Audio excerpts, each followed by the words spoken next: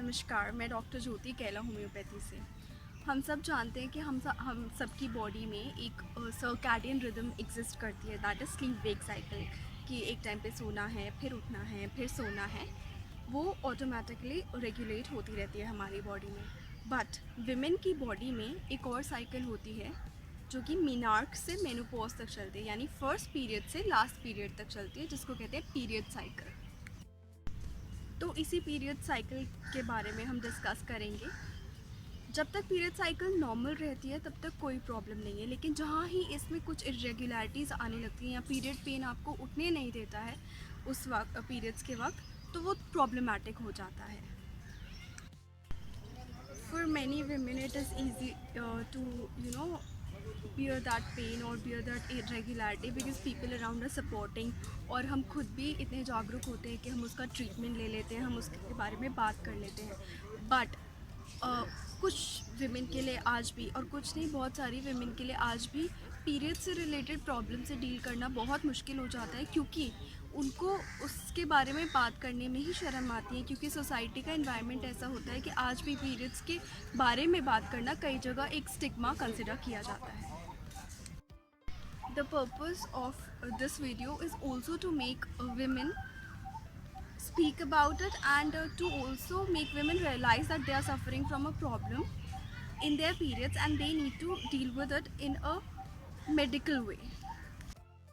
अब जो normal period cycle होती है वो 24 to 35 डेज़ की होती है। कुछ विमेन में 24 की, कुछ में 27 की, कुछ में 30 की, कुछ में 35 की, और कुछ टेक्स्ट में ऐसा लिखा गया कि 21 डेज़ की पीरियड साइकिल भी नॉर्मल होती है। But it depends on women, it varies from women to women. लेकिन on an average period cycle जो है 28 डेज़ की होती है। और पीरियड्स जो है, जो जब आपका ब्लड लॉस होता है तो वो जो है 2 डेज़ to 7 डेज़ हो सकता है। एक नॉर्मल पीरियड साइकिल में एक वुमेन जो है 25 to 80 ml का ब्लड लूज़ करती है। अब ज़रूरी नहीं है कि हर वुमेन में एक नॉर्मल पीरियड साइकिल हो, तो इस वीडियो में हम थोड़ी सी कुछ प्रॉब्लम्स डिस्कस करेंगे जो एक वुमेन फेस कर सकती है अपनी पीरियड साइकिल में। तो जो पहली प्रॉब्लम हम डिस्कस करने जा रहे हैं उसका नाम है हेवी मेंस्ट्रुअल ब्लीडिंग। इसको पहले मेनोरेजिया के नाम से भी जाना जाता था। इसमें क्या होता है कि अगर एक वुमेन अपनी पीरियड साइकिल में 80 ml से ज़्यादा ब्लड लूज़ करती है, या फिर उसको एवरी 2 आवर्स पे, हर 2 घंटे पे अपना पैड चेंज करना पड़ता है, या टैम्पून चेंज करना पड़ता है, या वो जो क्लोथ यूज़ कर रही है वो चेंज करना पड़ता है, या फिर उसकी ब्लीडिंग जो है प्रोफ्यूज़ होती है और मोर देन 7 डेज़ लास्ट करती है, तो उसे हेवी मेंस्ट्रुअल ब्लीडिंग कहते हैं। अब इसमें क्या प्रॉब्लम है कि कुछ लोग, कुछ वुमेन जो हैं, कुछ औरतें इतनी यूज्ड टू हो जाती हैं हेवी मेंस्ट्रुअल ब्लीडिंग से कि उनको पता भी नहीं होता कि हेवी मेंस्ट्रुअल ब्लीडिंग होना एक प्रॉब्लम है। मतलब 80 ml से ज़्यादा अगर आप पीरियड्स में अपना खून लूज़ कर रही हैं तो वो एक प्रॉब्लम है, उसके लिए आपको एक डॉक्टर से कंसल्ट करना चाहिए। यही बात जो है काफ़ी वुमेन को नहीं पता होती है। उसकी वजह से क्या होता है, इतने ब्लड लॉस की वजह से ज़्यादातर अनीमिया हो जाता है। अनीमिया की वजह से वीकनेस हो जाएगी, फेटीग हो जाएगी। तो यदि आप या आपके कोई सराउंडिंग में कोई वुमेन जो है बहुत ज़्यादा वीक रहती है और बहुत ज़्यादा फेटीग रहती है, तो उसका एक कॉज जो है पीरियड्स में ज़्यादा लूज़ होने वाला ब्लड भी हो सकता है। ये बात हमें याद रखनी चाहिए और इस बात पे हमें जागरूक भी होना चाहिए। अनीमिया की वजह से जो है सांस लेने में भी तकलीफ़ हो सकती है, शॉर्टनेस ऑफ ब्रेथ भी हो सकता है, जिसको हम बाकी चीज़ों से रिलेट कर लेते हैं कि लंग्स की प्रॉब्लम होगी या ये होगा या वो होगा, लेकिन हम ये नहीं समझ पाते हैं कि ये अनीमिया की वजह से है। और अनीमिया जो है हो सकता है कि पीरियड में ज़्यादा ब्लड लॉस की वजह से हो। अब हो सकता है कि हेवी मेंस्ट्रुअल ब्लीडिंग के कोई अंडरलाइंग कॉज ना हो, लेकिन जो अंडरलाइंग कॉजेज़ होते हैं वो क्या क्या हो सकते हैं, वो है कि एक तो यूट्राइन फाइब्रॉइड्स यानी गर्भाशय में होने वाली रसौली, पॉलिप इन एंड्रोमेट्रियल लाइनिंग यानी यूट्रस की जो अंदर वाली लाइनिंग है उसमें एक ग्रोथ हो जाती है जिसको पॉलिप कहते हैं, या फिर कोई मास बन जाता है, उसकी वजह से भी ये हेवी मेंस्ट्रुअल ब्लीडिंग हो सकती है, या फिर एंडोमेट्रियल कैंसर की वजह से भी हेवी मेंस्ट्रुअल ब्लीडिंग हो सकती है, या फिर कोई ऐसा ब्लड का रेयर कोआगुलेशन डिफेक्ट जो होता है जिसमें एंडोमेट्रियम की शेडिंग इन्वॉल्व होती है, यानी यूट्रस की इनर लाइनिंग जो पीरियड्स में शेड होती है उसकी ओवर शेडिंग इन्वॉल्व होती है, तो उसकी वजह से भी हेवी मेंस्ट्रुअल ब्लीडिंग हो सकती है। पेनफुल हैवी मेंस्ट्रुअल ब्लीडिंग के और भी कॉजेज़ हो सकते हैं, जैसे कि pelvic inflammatory disease, adenomyosis, endometriosis या फिर कोई मिसकैरेज। पेल्विक इन्फ्लेमेटरी डिजीज़ क्या है? ये जो है इन्फेक्शन है अपर रिप्रोडक्टिव ऑर्गन्स का, स्पेशली यूट्रस, फेलोपियन ट्यूब या ओवरीज का, जिसमें जो है बैक्टीरिया वेजाइना के थ्रू ट्रांसफ़र होकर यहाँ पे जाके इन्फ्लेमेशन कॉज करता है, फीवर कॉज करता है, पेन कॉज करता है, बेसिकली इन्फेक्शन के सिम्टम्स कॉज करता है।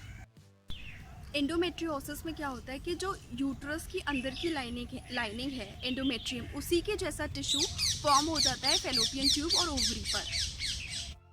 एडिनोमायोसिस में यूट्रस की अंदर की लाइनिंग, जिसे एंडोमेट्रियम कहते हैं, वो यूट्रस की मस्कुलर लेयर, जिसे मायोमेट्रियम कहते हैं, उसके अंदर चली जाती है और थोड़े से सैक्स बना लेती है, ग्लैंड्स बना लेती है, जिससे पेनफुल हेवी ब्लीडिंग हो सकती है पीरियड्स के बाद। Other common causes of heavy menstrual bleeding include PCOD, thyroid disease, excessive emotional या physical stress किसी भी तरीके का, और कोई भी sexually transmitted infection।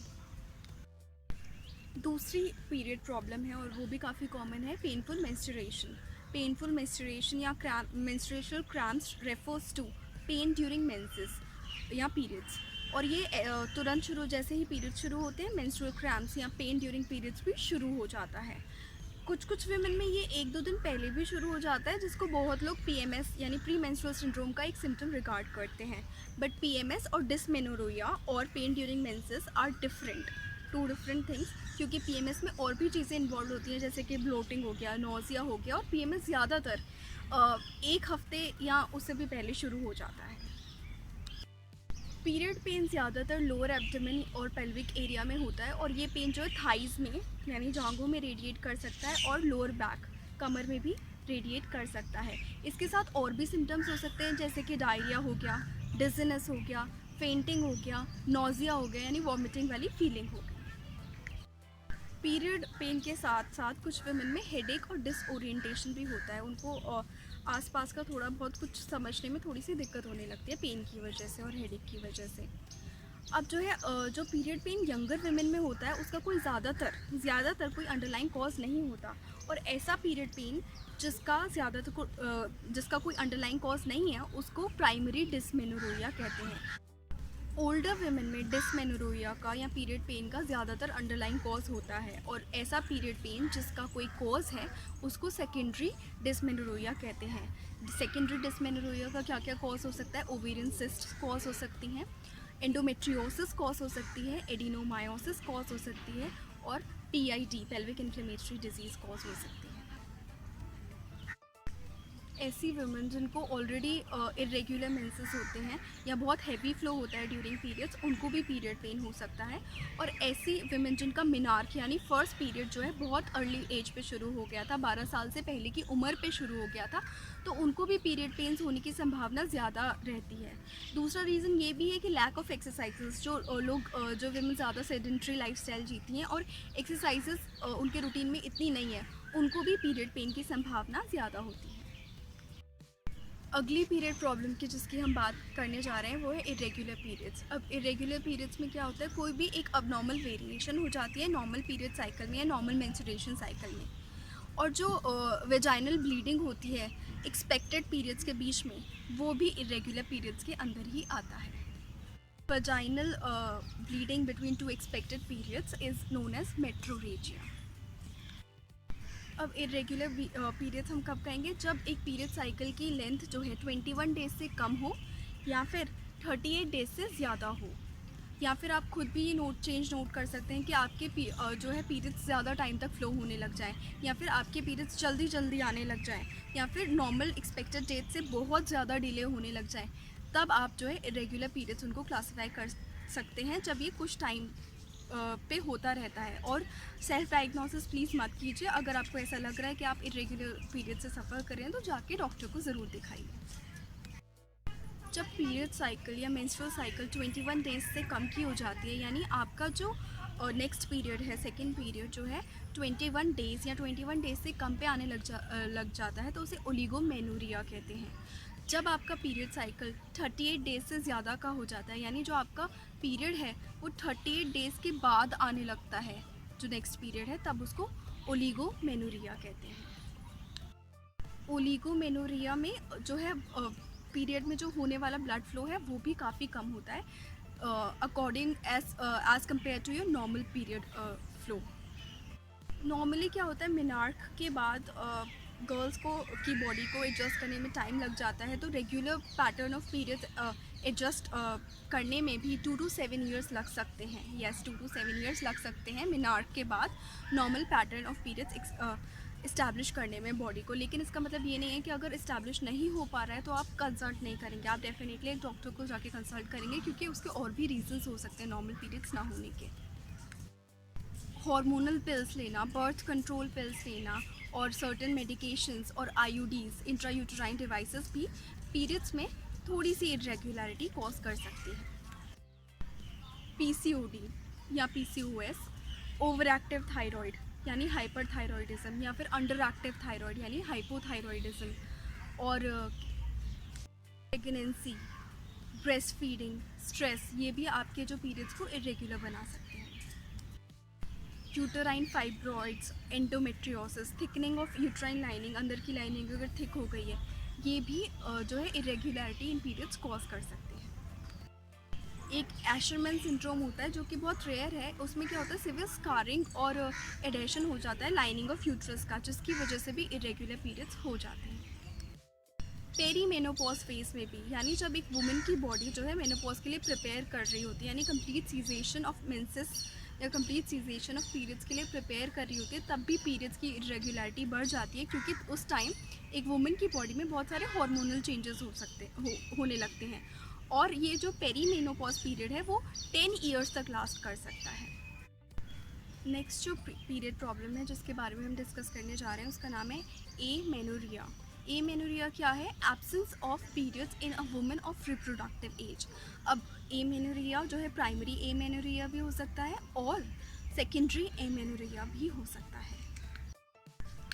Primary amenorrhoea क्या होता है? There is absence of menstrual periods या फिर menarche starting of periods till the age of 14 and absence of secondary sexual characters also, जैसे कि एनलार्जमेंट ऑफ ब्रेस्ट, यानी ना तो सेकेंडरी सेक्शुअल कैरेक्टर्स प्रेजेंट है 14 ईयर्स तक, ना ही पीरियड स्टार्ट हुए हैं 14 ईयर्स तक, या फिर 16 ईयर्स की एज तक पीरियड स्टार्ट नहीं हुए हैं लेकिन सेकेंडरी सेक्शुअल कैरेक्टर्स जैसे कि एनलार्जमेंट ऑफ ब्रेस्ट जो फीमेल में होता है वो प्रेजेंट है, तब उसे हम टर्म करेंगे प्राइमरी एमेनोरिया।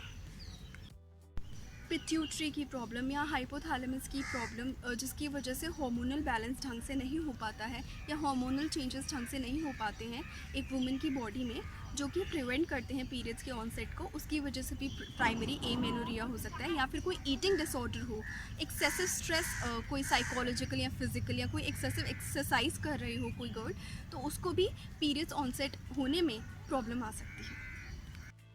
जेनेटिक और क्रोमोसोमल अब्नॉर्मलिटी भी रीज़न हो सकती है प्राइमरी एमेनोरिया की, जिसमें या तो मिसिंग रिप्रोडक्टिव ऑर्गन्स है या फिर there is blockage in reproductive organs, या फिर टर्नर सिंड्रोम में भी प्राइमरी एमेनोरिया देखा जाता है। अब आते हैं सेकेंडरी एमेनोरिया पे। सेकेंडरी एमेनोरिया क्या है कि absence of periods in a woman with a normal history of periods, जिसमें नॉर्मल हिस्ट्री रही है पीरियड्स की। एब्सेंस ऑफ पीरियड्स कितने महीने तक? 3 महीने तक जब ऐसी वुमेन में पीरियड्स नहीं होंगे तो उसे सेकेंडरी एमेनोरिया डिफाइन करेंगे। या फिर एक ऐसी वुमेन जिसमें ओलिगोमेनोरिया की हिस्ट्री रही है, यानी लेट पीरियड्स की, कम ब्लड फ्लो ड्यूरिंग पीरियड्स की हिस्ट्री रही है, ऐसी वुमेन में अगर 6 मंथ्स तक पीरियड स्टार्ट होने के बाद पीरियड्स नहीं आते हैं तो फिर वो उसको सेकेंडरी एमेनोरिया टर्म करेंगे। जो फिजियोलॉजिकल सेकेंडरी एमेनोरिया देखा जाता है वो प्रेगनेंसी और ब्रेस्ट फीडिंग के वक्त देखा जाता है, और IUDs, intrauterine devices, hormonal pills लेने से, बर्थ कंट्रोल पिल्स लेने से भी ऐसी हार्मोन्स की लेवल क्रिएट हो सकती है जो पीरियड्स को होने से प्रिवेंट करती है। कुछ कैंसर्स के वक्त दिए जाने वाली कीमोथेरेपी, रेडिएशन थेरेपी में क्या होता है, ईस्ट्रोजन प्रोड्यूसिंग सेल्स जो है डिस्ट्रॉय हो जाती हैं, तो वो कुछ टाइम तक सेकेंडरी एमेनोरिया कॉज कर देती है, specially in young girls. Young girls में ज़्यादातर ये शॉर्ट टाइम तक ही होता है ऐसा सेकेंडरी एमेनोरिया। अगर यूट्रस की लाइनिंग पे कोई स्कार टिश्यू है जो कि यूट्रस की लाइनिंग को शेड होने से प्रिवेंट कर रहा है, तो उसकी वजह से भी सेकेंडरी एमेनोरिया हो सकता है, या फिर पीसीओएस की प्रॉब्लम है, थायराइड प्रॉब्लम है, उसकी वजह से भी सेकेंडरी एमेनोरिया हो सकता है। कुछ वुमेन में पिट्यूटरी ट्यूमर्स भी आइडेंटिफाई किए गए हैं as reasons for secondary amenorrhoea.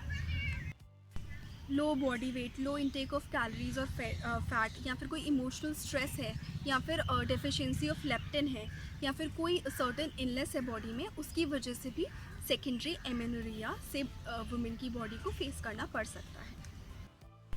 And yes, we can definitely not forget strenuous exercise and emotional stress as the reasons of secondary amenorrhea. तो अब हम कुछ बेसिक प्रॉब्लम्स तो डिस्कस कर ही चुके हैं पीरियड्स की, तो उनके सोल्यूशंस भी डिस्कस करते हैं कि क्या सोल्यूशंस हो सकते हैं। तो first is exercise is important, but over exercising should be avoided. क्यों? क्योंकि आप ओवर एक्सरसाइज करते हैं, अपनी बॉडी को फिजिकल स्ट्रेस देते हैं, और फिजिकल स्ट्रेस जो है बॉडी में एक ऐसा हार्मोनल इम्बैलेंस क्रिएट करता है जो पीरियड्स की रेगुलरिटी को डिस्टर्ब करता है। Yoga and meditation can help.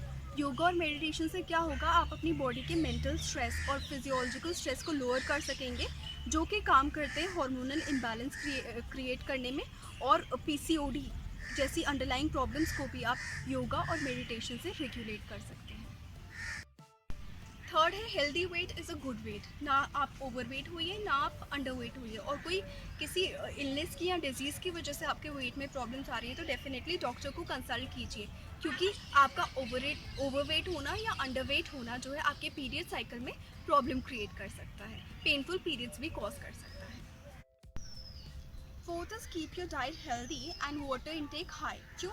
क्योंकि हेल्दी डाइट लेने से, डाइट में हर तरीके की वाइटामिन मिनरल्स, विटामिन सी लेने से क्या होगा, आपके जो पीरियड्स हैं वो रेगुलर होने में हेल्प करेंगे, और वाटर इनटेक हाई होने से क्या होता है, डिहाइड्रेशन नहीं होगी, क्योंकि डिहाइड्रेशन की वजह से भी आपको पीरियड पेन या हेडेक हो सकता है। एक और चीज़ का हमें ख्याल रखना है कि बहुत सारे टीनेजर गर्ल्स में या बॉयज़ में भी, लेकिन सिंस हम पीरियड प्रॉब्लम्स के बारे में बात करें तो let's concentrate on girls. Teenager girls में वेट कम करने के चक्कर में there is a tendency to induce vomiting after eating. तो ये टेंडेंसी को भी अवॉइड करना चाहिए, क्योंकि ये भी एक तरीके का ईटिंग डिसऑर्डर बन सकता है, और ईटिंग डिसऑर्डर बन के ये फिर आपके पीरियड प्रॉब्लम्स कॉज कर सकता है। Hot packs and abdominal massages can help, specially in abdominal pain and back pain and thigh pain. Warm shower लेने से या हॉट पैक्स लगाने से या मसाज करने से वो पेन को रिड्यूस कर सकते हैं। Last but not the least, आपको homeopathic treatment, specially customised homeopathic treatment लेना चाहिए। डेफिनेटली सेल्फ प्रिस्क्राइब नहीं करना है। एक डॉक्टर के पास जाके आप अपनी पीरियड प्रॉब्लम्स पूरी तरीके से बताइए, और उसके लिए आपको होम्योपैथिक ट्रीटमेंट लेना चाहिए। उससे क्या होगा, अगर आपकी कोई अंडरलाइंग प्रॉब्लम है जैसे कि पीसीओएस या एंडोमेट्रियोसिस, उसमें होम्योपैथिक रेमेडीज़ बहुत अच्छा काम करती हैं, तो आपको पीरियड पेन से, इरेगुलरिटी इन पीरियड से, या एमेनोरिया से छुटकारा मिल सकता है, या फिर हैवी मेंस्ट्रुअल ब्लीडिंग है तो उसमें भी काफ़ी काम करती हैं होम्योपैथिक रेमेडीज़। साथ साथ वो आपकी मेंटल हेल्थ पे भी ध्यान देती है। ऐसा कोई स्ट्रेस फैक्टर या ऐसी कोई पास्ट इलनेस जो आपकी रही है, या कीमोथेरेपी का साइड इफेक्ट रहा है, तो उस पर भी ये काम कर सकती हैं। मुझसे कंसल्ट करने के लिए नीचे दिए गए ईमेल पे आप ईमेल कर सकते हैं। Thank you so much for watching this video, and please do share it with people who need it so that they can gain benefit from it. And please stay safe, stay healthy, and keep working hard. Thank you.